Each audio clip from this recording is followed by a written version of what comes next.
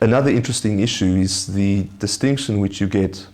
and which people should be aware of in copyright is that you have the author of the work on the one hand, but you may have a situation where the author is not necessarily the owner of the copyright. Now there's a golden rule in copyright that is generally that the author of a work, in the case of a literary work for example, the person that created the work is also the first owner of the copyright subsisting in that work. There are, however, certain exemptions to this rule, which is, for example, that if a party, if an employee creates a work in the course of his employment with an employer under a contract of service, then the employee on the one hand will be and forever remain the author of that work, but the ownership of the copyright would vest in the employer.